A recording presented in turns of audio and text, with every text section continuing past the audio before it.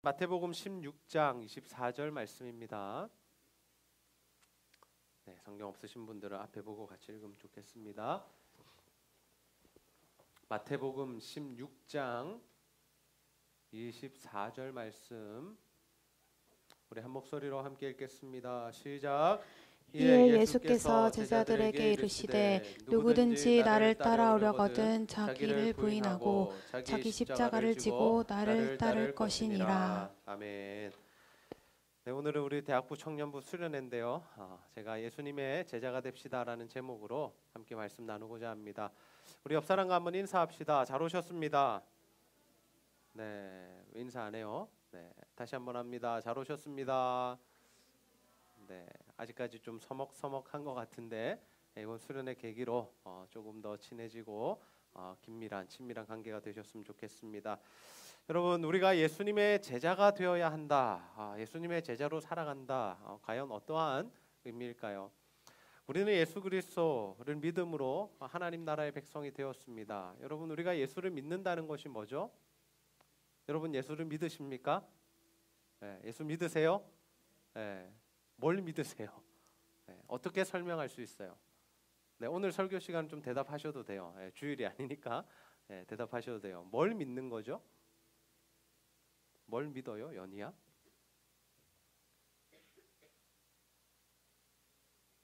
네, 예수님을 믿는 거예요. 어떤 예수님을 믿어요?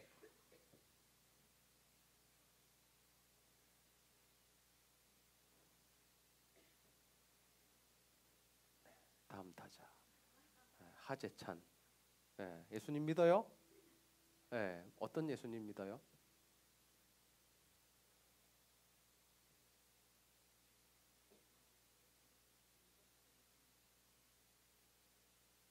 야, 박수 한번 합시다. 와, 굉장히 어려운 용어로 저도 사용하지 않는 이런 약속의 성취와 다시 오실 그 예수님에 대한 그 믿음을 재찬이가 고백했는데, 여러분, 우리가 예수님 믿어요. 교회 다니죠. 우리 구원 받는다 생각해요. 죽으면 천국 간다라고 믿습니다.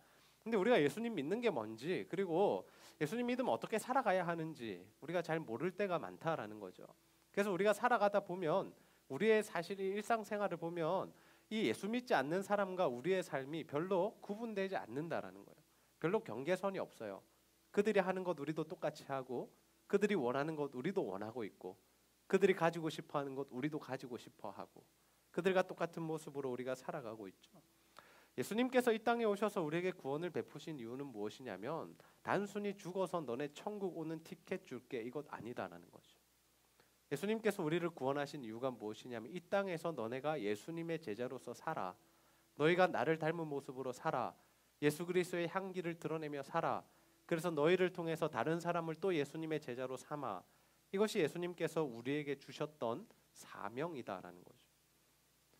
여러분, 그리스도인이 무엇입니까? 그리스도인은 예수 그리스도를 믿는 사람, 그리고 예수 그리스도께서 말씀하셨던 대로 사는 사람을 우리가 그리스도인이다라고 합니다. 근데 우리가 종교에 선택을 하라 그러면 늘 기독교를 쓰죠. 우리는 크리스찬입니다. 우리는 기독교인입니다. 우리는 예수 믿는 사람입니다. 또 프라이드 더 있는 사람 누구예요? 저는 고신대 다닙니다. 네. 아니면 저는 CCC입니다. 네. CCC에 대한 프라이드 굉장히 강한데, 또 어떤 프라이드가 있을까요? 저는 모태신앙입니다. 네. 저는 어떤 프라이드 가지고 있을까요? 네? 뭐라고요? 저는 목사입니다. 네. 목사가 예수 안 믿는 사람 없겠죠? 네. 그래서 우리가 예수 믿는 것에 대해서는 잘 모르면서 내가 가지고 있는 이 뭔가의 그 어떤 그 뭐라 그럴까요? 가지고 있는 직책이라 그럴까요? 그런 부분들을 가지고 우리가 예수 잘 믿고 있다라고 이야기할 때가 있다라는 거죠. 오늘 우리가 참된 그리스도인이 뭔가, 진짜 예수 그리스도를 믿는 제자들의 삶이 무엇인가에 대한 말씀 함께 나누고자 합니다. 바라기는 여러분 모두가 정말 오늘 말씀을 통하여서 정말 진정한 예수 그리스도의 제자로서의 삶을 살아가게 되는 저와 여러분이 다 되시기를 주님의 이름으로 축복합니다. 여러분, 우리는 예수님의 제자로서 어떠한 삶을 살아가야 할까요? 첫 번째로 회개해야 합니다. 우리 한번 따라해 보겠습니다. 시작. 회개하라. 네, 회개하라. 회개하라. 네, 여러분, 회개가 뭐죠? 회개. 반성 또요. 회개가 뭐예요? 회개하면 생각나는 게 뭐죠? 눈물. 지금 회개 이야기하고 있는데 막 연이랑 뭐 은비랑 먹을래 하고 난리 났습니다. 회개해야 돼. 회개가 뭐냐면 우리가 잘못하고 있는 것에서 돌아서는 것을 의미해요. 돌아서는 것. 우리가 회개하면 어떤 생각을 많이 하냐면 이 감정적으로 슬픈 것을 많이 생각. 하나님 나 이거 잘못했어요. 용서해 주세요. 하나님 이것도 잘못했어요. 하나님 원하시지 않는 건 아는데 죄송해요. 근데 우리가 여기서 멈출 때가 많다라는 거죠. 그런데 진정한 회개는 무엇이냐면 예수님을 믿고 나서 이 예수님의 뜻대로 하나님의 말씀대로 살지 않았던 부분들을 이 마음적으로도 감정적으로도 우리가 잘못했음을 인정해야 하지만 우리의 삶이 진정으로 변하는 것이 진짜 회개다라는 거죠. 예수님께서 이 땅에 오셔서 가장 먼저 선포하셨던 메시지가 무엇이냐면 바로 회개하라입니다. 우리 마태복음 4장 17절 말씀 한 목소리로 함께 읽어보겠습니다. 시작. 이때부터 예수께서 비로소 전파하여 이르시되 회개하라 천국이 가까이 왔느니라 하시더라. 아멘. 예수님께서 처음에 이 땅에 오셔서는 그냥 일반적인 사람의 삶을 사셨습니다. 예수님은 한 아버지와 어머니를 둔 이 장자 첫째 아들로서 아버지가 하던 일을 도우며 계속해서 살았다라는 거죠. 일상적인 삶을 살았습니다. 그리고 때가 되어서 이제 공생의 사역을 시작하시는데 그 사역을 시작하시면서 어떤 일들이 있었냐면 첫 번째로는 그 당시에 가장 유명했던 사역자인 세례 요한에게 가서 세례를 받으시죠. 그때 세례를 받으실 때 하늘이 열리고 성령이 비둘기같이 임합니다. 그리고 하나님의 음성이 들리죠. 이는 내 아들이다. 이렇게 하나님께서 인정해 주시는 그러한 일들이 있습니다.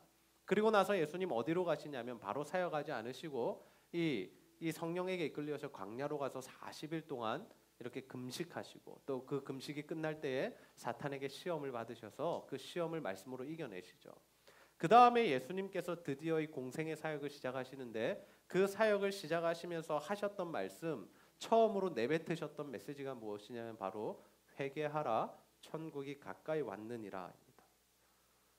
여러분 우리가 무엇을 시작하면서 가장 먼저 하는 이야기 중요하지 않습니까? 그런데 이 가장 먼저 한 이야기가 회개하라였다면 예수님께서 사역을 시작하시면서 이 회개가 굉장히 중요한 비중이 있다라는 것을 말씀하고 싶으셨던 거죠. 결국 우리가 회개라는 것은 무엇입니까? 우리의 가치관을 변화시키는 것입니다. 세상적인 가치관으로 살아가는 것을 하나님 나라의 가치관으로 옮겨가는 것, 변화시키는 것, 그것이 하나님께서 우리에게 원하시는 회개다라는 거죠. 제가 요즘에 이 페이스북 또는 인스타를 보게 되는데 그 핸드폰을 통해서 인스타를 보면 예수 잘 믿는 친구들이에요. 그리고 오랫동안 신앙생활 했어요. 심지어는 제가 사역했을 당시에 제 제자로 있었던 친구들입니다. 그 친구들이 어떤 내용을 올리냐면 막 친구들과 함께 술 마시면서 막 흥청망청하는 모습들을 자랑처럼 올릴 때가 있어요. 그럼 제가 뭐라고 댓글을 달까요? 죽고 싶나 그럽니다. 정신 차리라. 왜요? 세상의 가치관으로는 그게 아무렇지도 않은 일이에요. 왜요? 성인은 술 마실 수 있죠. 죄가 아니잖아요. 만 19세 이상이 되면 술 마실 수 있습니다. 경민이 연수는 아직 안 돼요. 만 19세 안 됐죠? 근데 그 이상은 술 마셔도 문제 없어요. 저도 나가서 맥주 사면 살 수 있어요. 좀 어려 보여서 뭐 민증 검사 할 수도 있겠지만 당당하게 요즘 살 수 있습니다. 5년 전에는 제가 진짜 5년 전 아니 8년 전에는 제가 영화관 갔는데 민증 검사 한번 하더라고요. 너무 기뻐가지고 제가 드렸습니다. 이렇게 드렸는데 우리가 그거 하는 거 죄 아니라는 거죠. 세상 사람들이 정해놓은 죄 규정 안에는 우리가 들어가지 않는다라는 거예요. 근데 어떤 하나님의 말씀에는 그게 죄가 됩니까? 세상을 본받지 말라라는 것, 구별되어 살아라는 그 말씀을 비추어 봤을 때는 우리가 하나님의 뜻을 어긋난 것이 되어버렸다라는 거죠. 우리는 우리의 삶을 살아갈 때 이 세상의 가치관으로 우리의 삶을 판단해서는 안 됩니다. 그래서 나는 잘 살고 있다고 아무런 문제가 없다고 생각해서는 안 된다라는 거죠. 진짜 내가 하나님의 말씀대로 살아가고 있는가? 내가 하나님의 말씀의 기준 안에서 살아가고 있는가? 그것을 우리가 점검해야 한다라는 거죠. 어떤 기관에서 대학생들에게 물어보았습니다. 당신은 컨닝을 한 경험이 있습니까?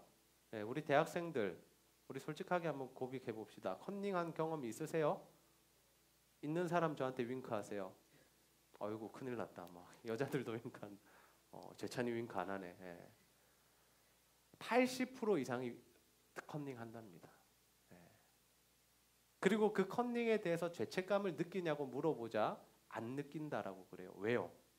온미자매 왜 안 느낄까? 컨닝을 안 하는 게 바보기 때문이에요. 컨닝을 안 하는 게.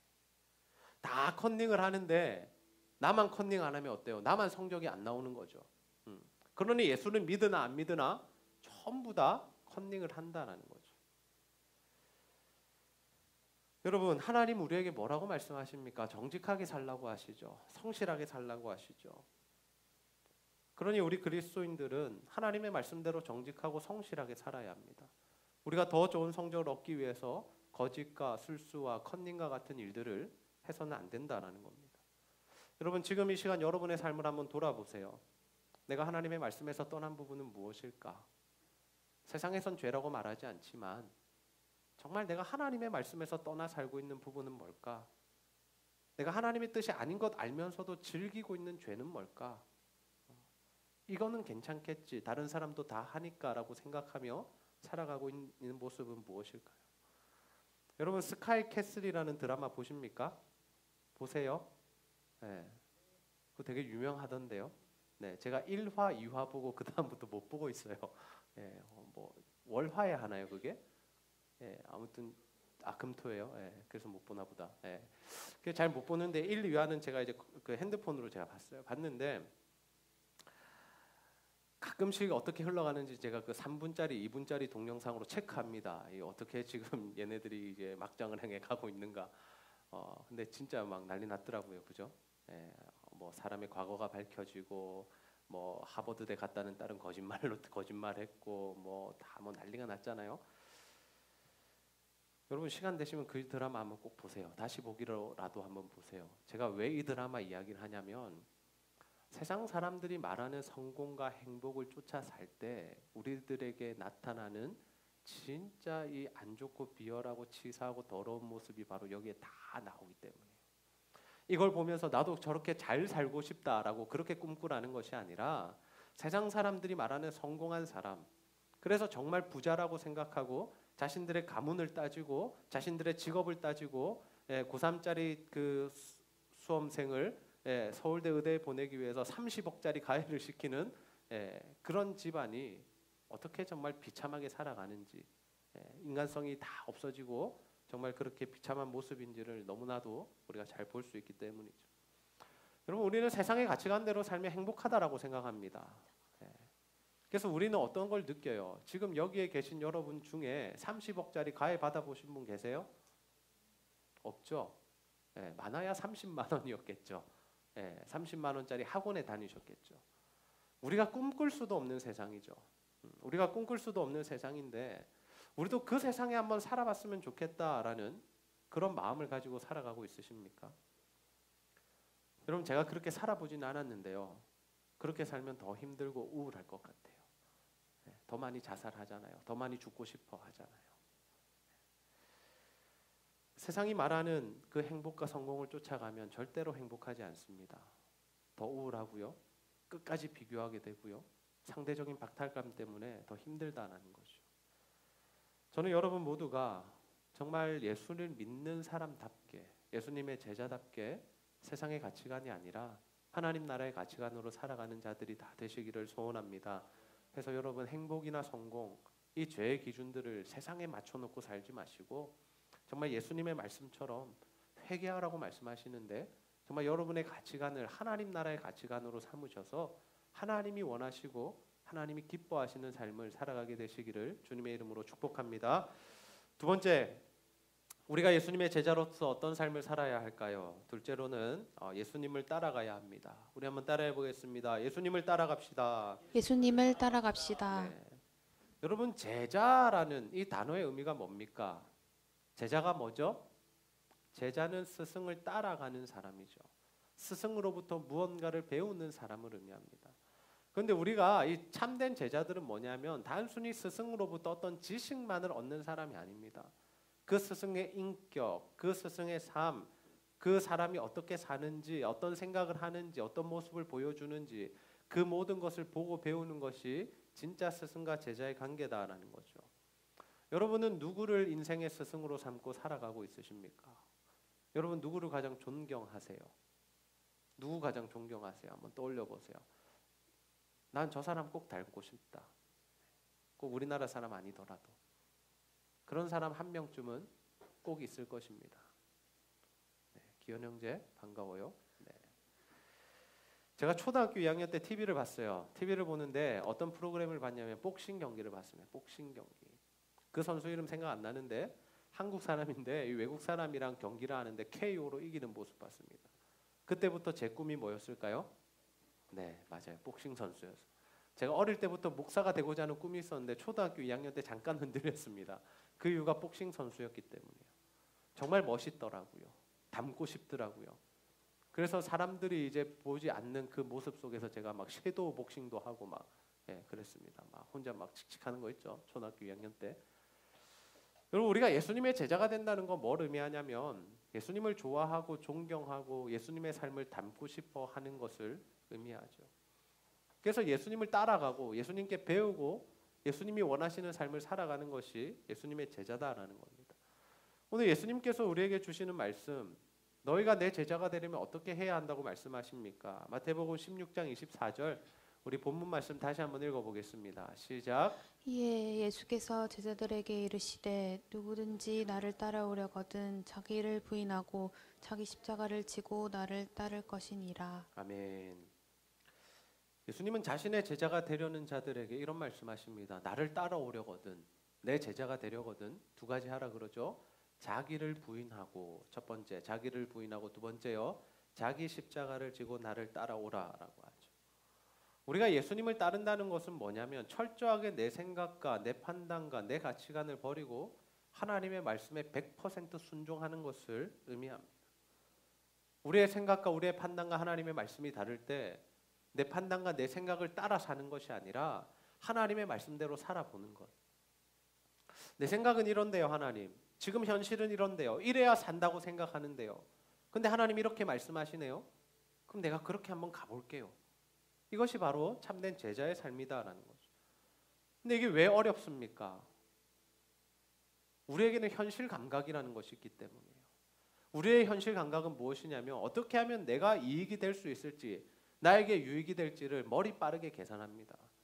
그래서 우리가 인간관계를 맺든 어떤 일을 하든지 간에 가장 나에게 최상으로 만족감을 줄 수 있는 일들을 선택하게 된다라는 거죠. 그래서 우리가 이 죄된 본성, 하나님의 말씀이 아닌 내 마음대로 살고자 하는 이 본성을 꺾고 버리고 이기기 위해서는 어떻게 해야 할까요? 날마다 하나님의 말씀을 묵상해야 하죠. 여러분 우리가 큐티를 해야 하는 이유가 무엇입니까? 하나님의 말씀의 인도를 받지 않으면 우리는 언제나 우리가 원하는 삶을 살아가게 됩니다. 그거는 본성적으로 당연한 일이다라는 거죠. 그런데 그 결과가 좋지 않기 때문에 그렇게 가다가는 우리는 망하게 되고 죽게 되고 죄를 범하게 되고 하나님과 멀어지기 때문에 우리가 그것을 막기 위해서 우리가 날마다 하나님 말씀 묵상하고 기도하고 그 말씀 실천하고 적용하기 위해 노력하는 삶을 살아야 한다라는 거죠. 그래서 여러분 큐티하는 것이 그래서 중요한 겁니다. 날마다 자기를 부인할 수 있기 때문에. 왜요? 큐티는 하나님이 누구신지, 하나님이 나에게 원하시는 것이 무엇인지를 찾는 것이잖아요.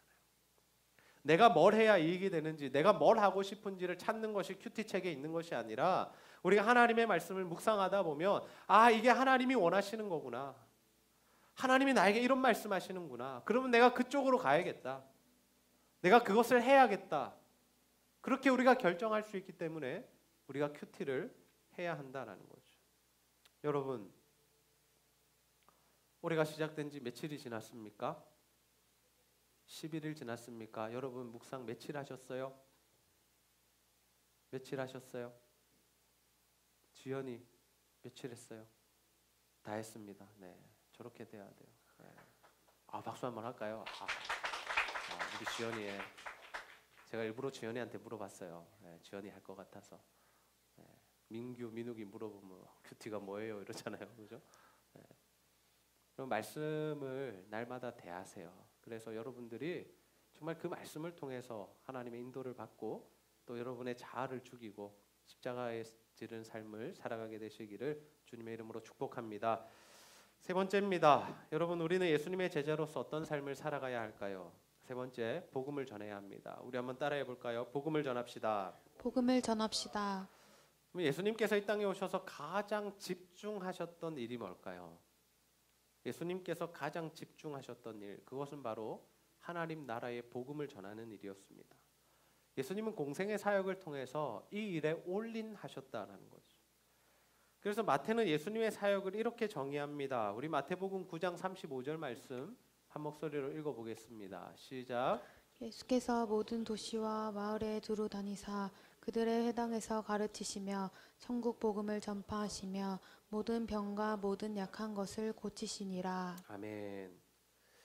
이 마태는 예수님의 사역을 소개하면서 이렇게 하죠. 가르치셨다. 그리고 천국 복음을 전파하셨다. 그리고 모든 약한 것을 고치셨다. 예수님께서 가르치신 내용이 복음이었고, 예수님께서 전하셨던 내용이 복음이었고, 예수님께서 사람들을 고쳐주셨던 이유가 뭐냐면 그 복음을 증거하시기 위함이었습니다. 예수님은 사람을 살리기 위하여 이 복음을 전하셨다는 거죠. 예수님께서 이 복음을 전하시면서 하셨던 말씀이 무엇입니까? 내가 곧 길이요 진리요 생명이니 나로 말미암지 않고는 아버지께로 올 자가 없다. 우리 죄인된 사람이 구원을 받을 수 있는 유일한 길은 예수를 믿는 길이다라는 것을 우리에게 분명히 말씀해 주셨죠. 그래서 그 복음을 믿은 사람들, 예수님 시대부터 지금까지 그 예수 그리스도가 전한 복음을 믿은 사람들은 어떻게 되었습니까? 다 예수님 믿고 하나님 나라의 백성, 예수 그리스도의 제자가 되었다라는 거죠. 그렇다면 여러분, 우리나라의 한 20%, 또 전체 인구 중에는 몇 프로가 믿는지 모르겠지만 정말 그 사람들, 예수를 믿고 예수님의 제자가 된 사람들은 무슨 일을 하며 살아가야 하겠습니까? 그 일은 바로 복음을 전하는 일이다라는 거죠. 우리도 복음으로 다른 사람을 살리는 일들을 해야 한다라는 겁니다. 여러분, 우리가 복음의 능력을 경험하면 다른 것 전하지 않습니다. 복음으로 우리가 살았다면, 우리가 구원을 얻었음을 인정한다면 다른 이야기 하지 않아도 된다라는 거죠. 여러분, 우리가 TV를 보면 이런 사람들 나오지 않습니까? 어떤 특정한 음식을 먹고 이 암이나 큰 병에서 나은 사람들이 있습니다. 제가 본 사람 중에 한 명은 누구였냐면 이 칡즙을 먹고 나은 사람이었어요. 네, 칡즙을 먹고 자기 암이 나았대요. 그러더니 이 사람이 어떻게 하는 줄 압니까? 네, 평생토록 뭐 캐러 다녔을까요? 칡 캐러 다녀요. 네, 지금도 칡을 캐러 다니더라고요. 그래서 좋은 칡 캐면 자기도 먹고 가족도 주고 병 걸린 사람들 나눠주고 막 그러더라고요. 왜요? 이 사람에게 복음은 칡이기 때문이에요. 칡 때문에 자기의 문제 해결받았고 암이 나았고 그래서 건강하게 살 수 있으니까 그 칡을 자기도 먹고 다른 이들에게도 소개하고 아픈 사람들에게 먹이고 있다라는 거죠. 여러분, 우리도 마찬가지입니다. 우리가 예수 그리스도로 인하여 구원을 받았다면 우리가 그 예수 그리스도로 살고 그 예수 그리스도를 다른 이들에게 전해야 할 줄로 믿습니다. 여러분, 정말 누군가에게 복음을 전하고 있으십니까? 누군가에게 예수는 이런 분이시라고, 예수 믿으면 구원받는다고, 예수 믿으면 천국 간다고 한 번쯤 전해보셨습니까? 한 번도 안 전해보셨어요? 네. 여러분은 어떻게 예수를 믿게 되셨어요? 모태신앙은 부모님 따라다니다가 예수 믿게 되었을 거고, 네. 규영 형제는 민집사님이 계속 교회 오라니까 왔을 거고, 네. 또요. 어떻게 처음 예수를 믿었고 어떻게 교회에 나오게 되셨어요? 하나님께서 가끔씩 특별하게 역사하시는 사람들은 누가 전하지 않아도 성령 하나님의 감동에 따라서 이렇게 예수를 믿을 때가 있습니다. 그런데 대부분의 사람들이 누군가 복음을 전해주었기 때문에 예수를 믿을 수 있다라는 거죠. 그 말은 여러분도 누군가로부터 복음을 전해 들었다라는 거예요. 누군가를 통해서 교회로 전도를 받았다는 거예요. 그럼 그 은혜 기억하면 어떻게 해야 될까요? 우리도 복음을 전해야 된다는 거죠. 늘 우리는 고백합니다. 복음 전하겠습니다. 전도하겠습니다. 내 친구들 복음 전해야죠. 예수 믿지 않는 가족들 교회 데려와야죠. 근데 정말 우리가 그 복음 전하고 있는지, 그게 정말 사람을 살리는 능력이 있다는 것을 말하고 있는지 우리가 한번 돌아볼 수 있어야 한다는 거죠. 그럼 복음 전한다는 것은 단순히 선교사나 목사들만 하는 일이 아닙니다. 예수님의 제자된 우리들이 다 해야 하는 일이다라는 거죠. 저는 여러분 모두가 정말 이 복음에 대한 확신을 가지고 살아가게 되시기를 소원합니다. 복음은 죽어가는 영혼을 살리고 또 한 사람을 변화시키고 또 그 사람의 가족들까지도 다 변화시키는 능력이 있습니다. 우리가 죽어가는 사람들, 아픈 사람들, 정신병에 걸린 사람들, 술이나 담배나 게임이나 중독에서 빠져나오지 못한 사람들, 그 사람들에게 복음 전해야 합니다. 복음이 그 사람들을 살릴 수 있기 때문이죠. 사랑하는 제자들교회 젊은이 여러분, 바라기는 여러분의 입술을 통해서 정말 복음이 전해지기를 주님의 이름으로 축복합니다. 그래서 정말 여러분 주변에 있는 사람 살려내시고 정말 평생에 여러분 그 복음으로 사람을 살려내는 사역을 감당하게 되시기를 주님의 이름으로 축복합니다. 이제 마지막입니다. 우리는 예수님의 제자로서 어떠한 삶을 살아야 할까요? 넷째로 사명을 완수해야 합니다. 우리 한번 따라해 보겠습니다. 사명을 완수합시다. 사명을 완수합시다. 여러분, 예수 그리스도께서 우리에게 부여하신 사명은 무엇입니까? 우리를 구원하시면서 우리에게 주신 우리가 해야 할 그 미션은 무엇일까요? 그것은 뭐냐면 바로 복음을 전하는 것이죠. 예수님은 우리를 선택하시고 구원하시고 제자로 부르신 이후에 무엇을 시키시냐면 복음 전하는 일을 시키십니다. 그런데 이 복음 전하는 일은 단순히 한 사람에게 전했다고 아니면 내가 5년 전에 10년 전에 한 명 전도했다고 끝나는 일이 아니다라는 거죠. 예수님께서는 이 복음 전하는 일, 영혼 구원을 위해서 어떠한 모습을 보여주셨습니까? 우리 요한복음 19장 30절 말씀 함께 한번 읽어보겠습니다. 시작. 예수께서 신 포도주를 받으신 후에 이르시되 다 이루었다 하시고 머리를 숙이니 영혼이 떠나가시니라. 아멘. 이 말씀은 예수님께서 어떻게 죽으셨는가, 마지막으로 무슨 말씀하셨는가를 우리에게 보여줍니다. 여러분, 예수님께서 십자가를 지셨던 이유가 무엇입니까? 죄인된 우리를 살리기 위함이었죠.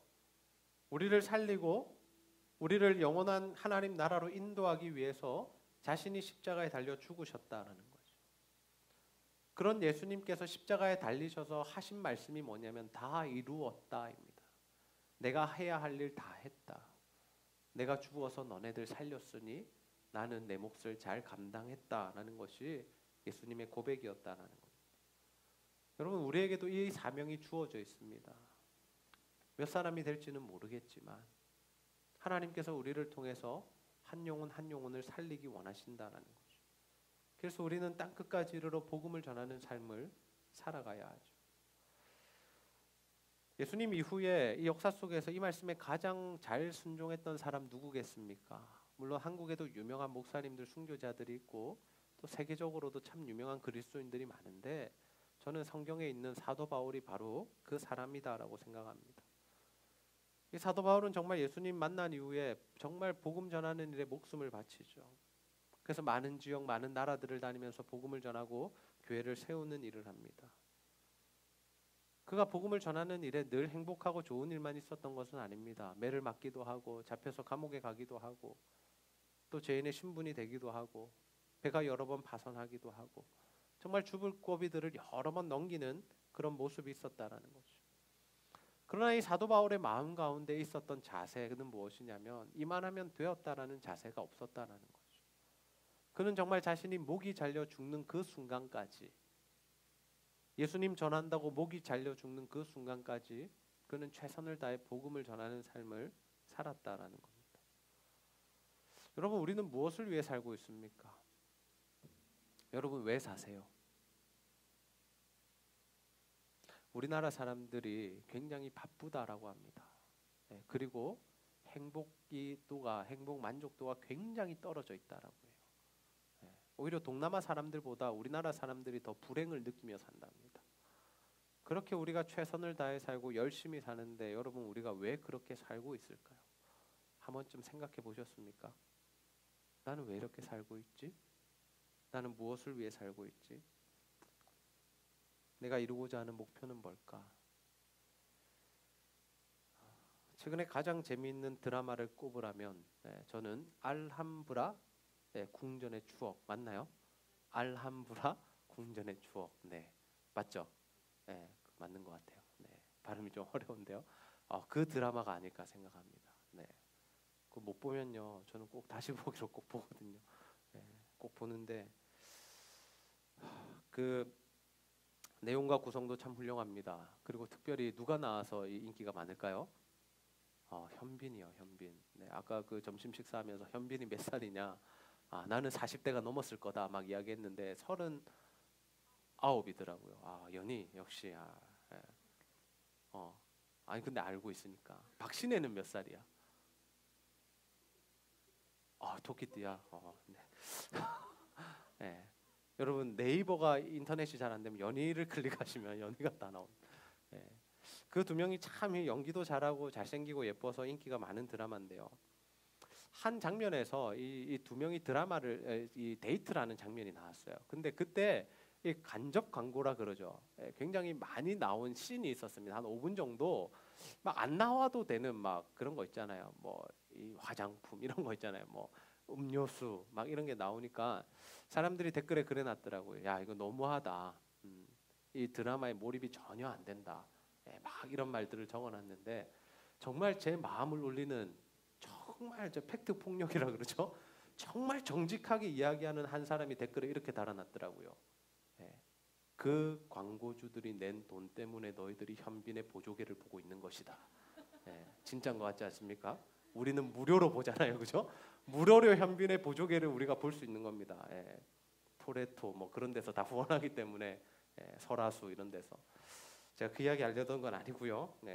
제가 왜 이야기를 하냐면 현빈의 모습을 보면서 제가 야 사명자의 삶이 이거구나라는 걸 깨달았어요. 사명자의 삶이. 현빈이 어떤 삶을 삽니까? 박신혜의 동생을 찾아주기 위해서 미친 듯이 게임을 해요. 미친 듯이. 밥만 먹고 게임을 합니다. 그리고 어떤 일도 하죠. 뭐 퀘스트를 받았는데 레벨 90이 돼가지고 그것을 수행하기 위해서 뭐 그라나다로 갑니다.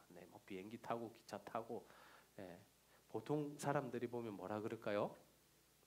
또라이, 미친놈, 정신병자. 드라마에서도 그런 취급을 당해요.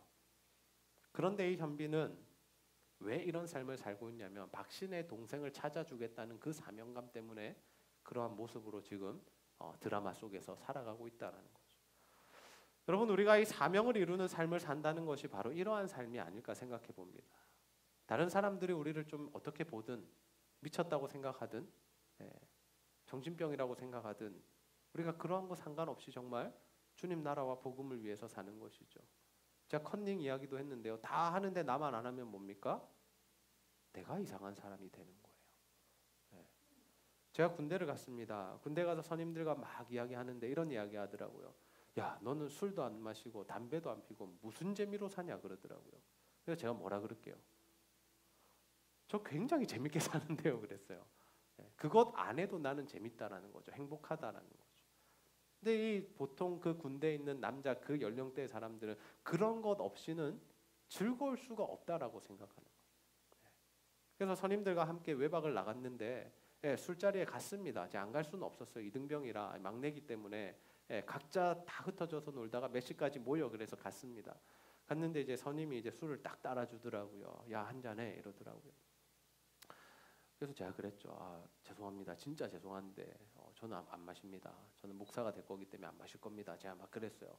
되게 멋있지 않습니까? 이등병이 막 상병 꺾인 막 이런 사람한테 막 그랬어요. 그랬더니 그 선임이 하는 말이 야 내가 네가 이래서 좋다 막 이러면서 또 술 취해가지고 야 막 이러면서 네가 야 나는 진짜 좋은 목사 됐으면 좋겠다. 근데 알고 보니까 그 선임이 한 2살 형이었는데 그 교회 다니는 형이더라고요.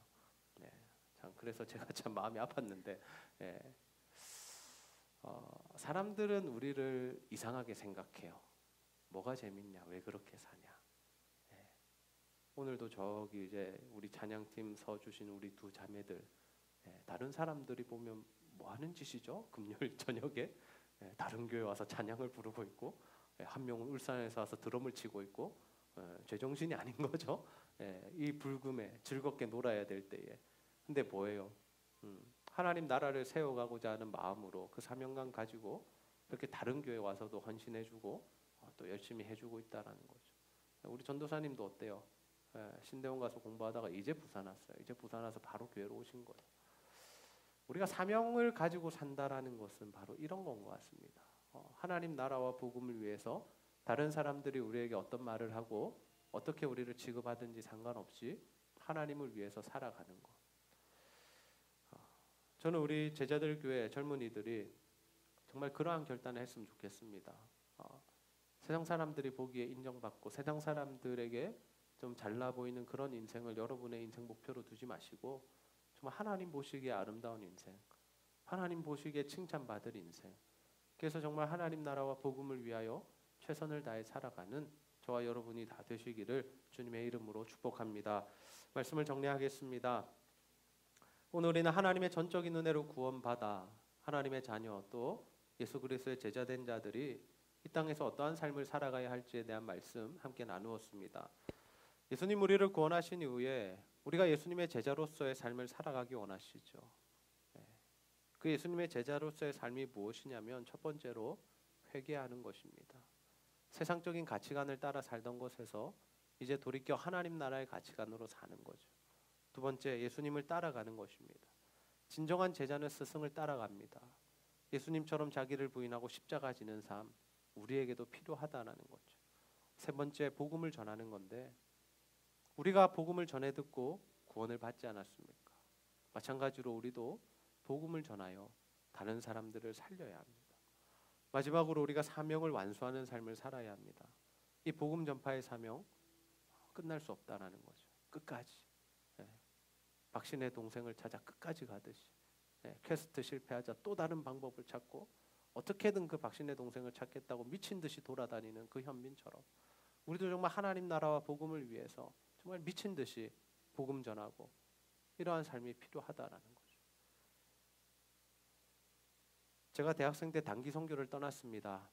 단기 선교를 갔더니 처음에는 복음이 잘 전해지지 않더라고요. 왜요? 내 안에 두려움이 있었어요. 한 번도 그런 일을 해보지 않았기 때문에. 그리고 쪽팔림이 있었어요. 사람을 만나니까 좀 쪽팔리더라고요. 막 그런 말 하기, 예수 믿으라고 말하기가.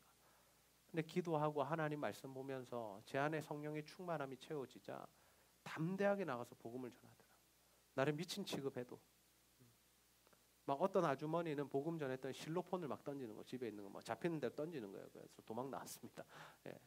그리고 막 호기를 가지고 점집에 들어가서 딱 복음을 전했더니 나가라 그러더니 막 소금을 막 뿌리더라고요.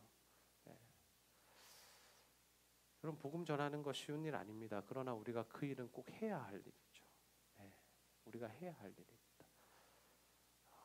저는 우리가 여름에는 또 우리가 정말 복음 전하는 그런 컨셉을 가지고 수련회를 한번 진행했으면 좋겠습니다.